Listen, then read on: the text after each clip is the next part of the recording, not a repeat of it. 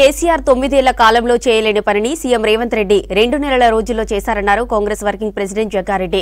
Professor కోదండరాంను ఎమ్మెల్సీగా ఆమోదించినందుకు గవర్నర్కు కాంగ్రెస్ పార్టీ తరపున కృతజ్ఞతలు తెలుపుతున్నామన్నారు. తెలంగాణ ఉద్యమంలో కోదండరాం భీష్మ పాత్ర పోషించారన్నారు. కాంగ్రెస్ నేతలను గుడ్డలు విడదీసి కొట్టే దమ్ము కేటీఆర్కు లేదన్న జగ్గారెడ్డి తాము తొడగొడితే ఆయన తట్టుకోలేడన్నారు. జేఏసీ కన్వీనర్గా ఏర్పడ్డాక కోదండరాం ఇంటికి పోయి ఆయనను ఎట్లా మంచిగా చేసుకోవాలి, ఆయనతో ఎట్లా మంచిగా ఉండాలి, అయ్యాప అన్నారు, కాలు మొక్కిరు, నువ్వే దైవం అన్నారు, నువ్వే దేవుడు అన్నారు. విభజన టైంలో కోదండరాం గారిని 9 ఏళ్లలో కోదండరాం గారికి ఎప్పుడైనా అపాయింట్మెంట్ ఇచ్చిండా? నేను కేటీఆర్ని హరీష్ రావు ముందు అడుగుతున్నా.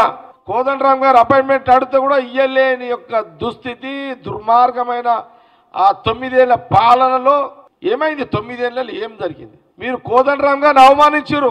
మేము కోదండరాం గారిని కాంగ్రెస్ పార్టీ ప్రేమించింది. ఇప్పుడు ఆయన గౌరవించింది. ఇప్పుడు ఆయనకు మర్యాద ఇస్తుంది కాంగ్రెస్ పార్టీ. ఆనాడు ఈనాడు ఏనాడు ఉన్న తెలంగాణ ఉద్యమకారులు, ఉద్యోగస్తులు ఎవరైనా సరే అందరూ గమనించాలి. ఇదంతా మీకు సిగ్గు అనిపిస్తలేదా? మీరు చేయలేని పని కాంగ్రెస్ పార్టీ చేస్తుంటే మీకు తలకాయ దించుకోవాల్సిన పరిస్థితిలో మాట్లాడుతున్నది సిగ్గు అనిపిస్తలేదా? సిగ్గు వదిలేసిరా మీరు? నువ్వు గవర్నర్ కోటలో ఎవరి పేర్లు పెట్టినాను? ఎమ్మెల్సీలై. నేను గవర్నర్ గారు కూడా కాంగ్రెస్ పార్టీ పక్షాన కృతజ్ఞత తెలియజేస్తున్నాను. విలువలతో కూడుకున్న రాజకీయం చేసేదే కాంగ్రెస్ పార్టీ, విలువలు లేని రాజకీయం చేసేదే బీఆర్ఎస్ పార్టీ.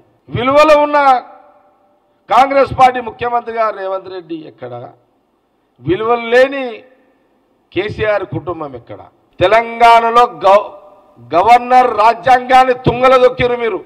గవర్నమెంట్లో ఉన్నప్పుడు కేటీఆర్ ఒక తీరు మాట్లాడుతుండే, గవర్నమెంట్ బీఆర్ఎస్ గవర్నమెంట్ పడిపోయిందో ఒక తీరు మాట్లాడుతున్నాడు. ఆయన ముఖ్యమంత్రి కొడుకుగా, ఏది కేసీఆర్ ముఖ్యమంత్రి కొడుకుగా కేటీఆర్ మంత్రి హోదాలో అప్పుడు అన్ని ఏతులే, అన్ని నీతులు. ఇప్పుడు నీతులకు వస్తాయి. అప్పుడు ఏతులు, ఇప్పుడేమో నీతులు.